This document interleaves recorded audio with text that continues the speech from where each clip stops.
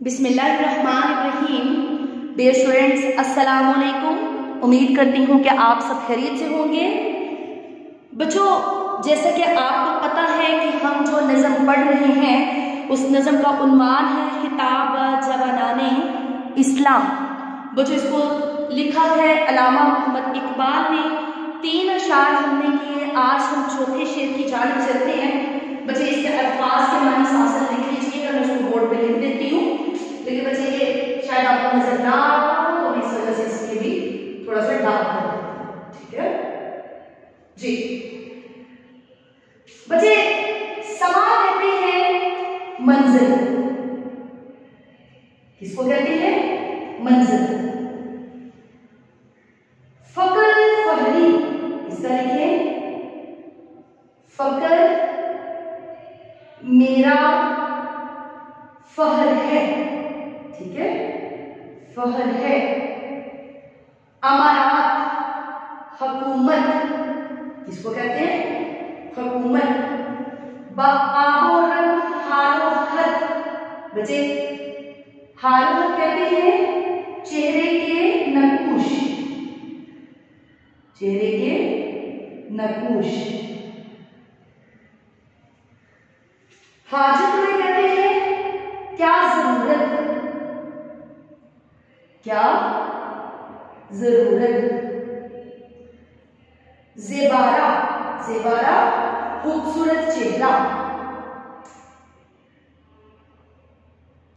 खूबसूरत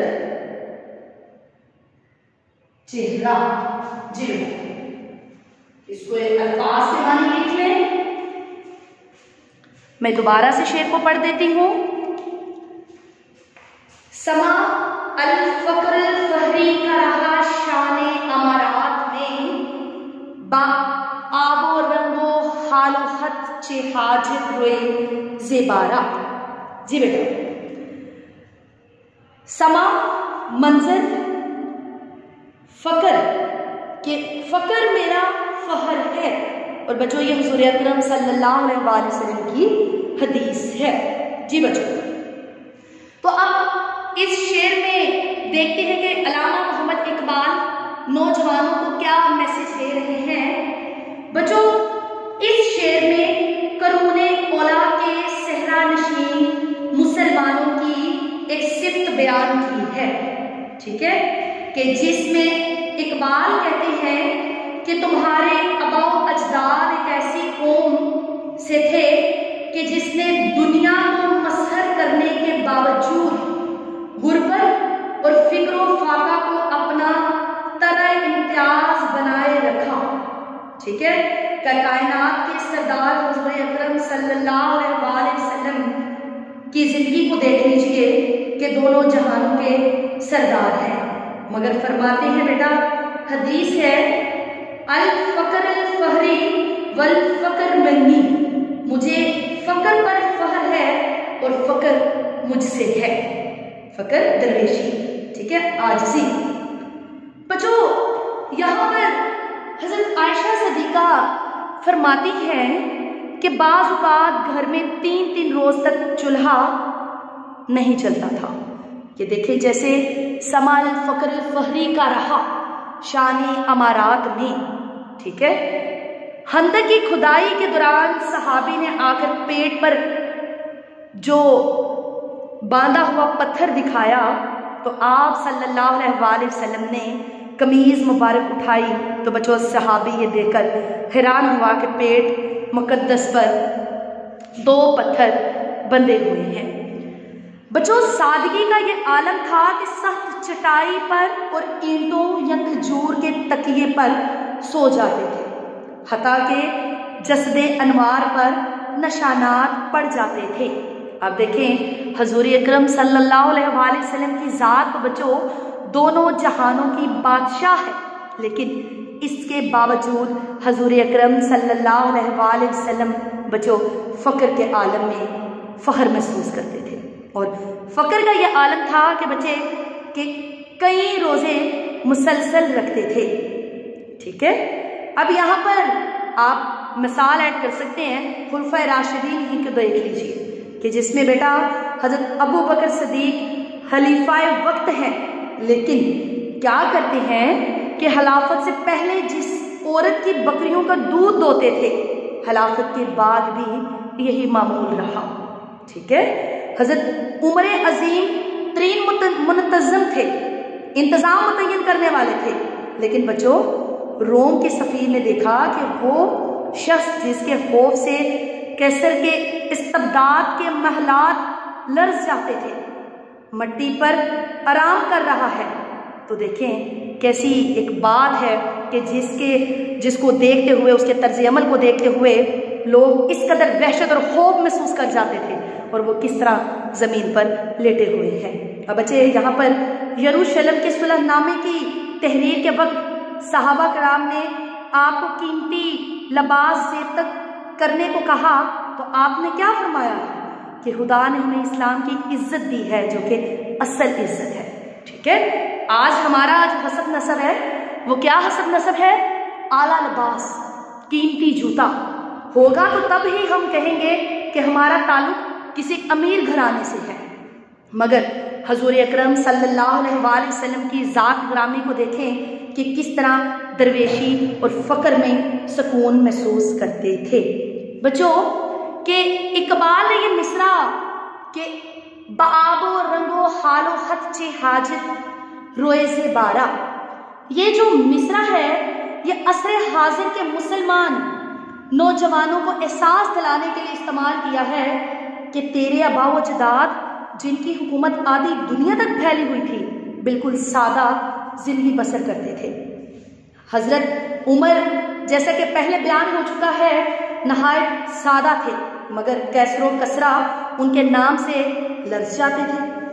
लेकिन ऐ नौजवान, आज तुम जिस कदर निकम्मेपन और ऐशो इशरत का शिकार हो गया है, इसी कदर हवार हुआ है। ऐसे ही बच्चों कि उसी कदर जलील होकर रह चुका है। बच्चों ये जो मिसरा है ना, बाबो रंग हालो हत चे हाजत रोए ज़ेबारा, बेटा ये आपकी टेक्स्ट बुक के नीचे ही लिखा हुआ है कि खूबसूरत चेहरे को ज़ाहरी ज़बाइश की हाजत नहीं होती। और ये हाफिज शिराजी का मिसरा है। किसका मिसरा है? हाफिज शिराजी का। तो इस वजह से अल्लामा इकबाल नौजवान लोगों को उनकी ज़ाहरी शक्ल सूरत को लेकर नहीं कहते कि आप अपने आप को बनाओ सिंगार में मशगूल कर दें, बल्कि उन्होंने कहा कि आप अपने असलाफ के कारनामों को देखें, आप खुलफाए राशिदीन के दौर को देखें, आप हुज़ूर अकरम सल्लल्लाहु अलैहि वसल्लम के दौर को देखें कि किस तरह फ़क्र में आजिज़ी महसूस करते थे। जी बेटा, उम्मीद करती हूँ कि शेर नंबर 4 की आप लोगों को समझ आ गई होगी। जी, अगला शेर लिखते हैं, मैं इसको साफ कर देती हूँ।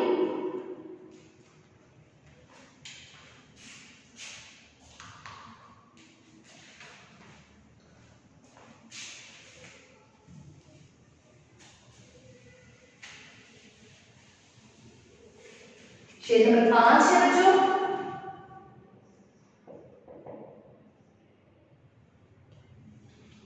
वो है गदाई में भी वो अल्लाह वाले थे गयूर इतने।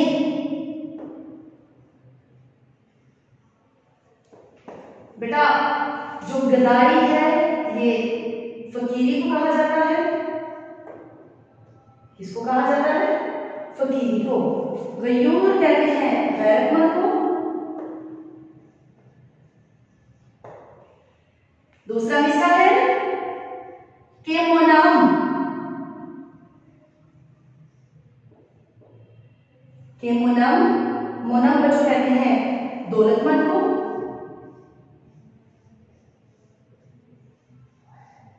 मुनम को गदा के डर से, बेटा ये गदा मांगने वाला, ठीक है, डर से बख्शिश का ना था यारा, कहते हैं यारा हिम्मत को। जी,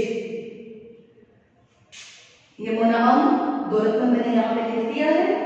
जी बेटा, अब इसकी देखते हैं कि अल्लामा मोहम्मद इकबाल इस शेर में क्या बयान कर रहे हैं। शेर सामने मौजूद है।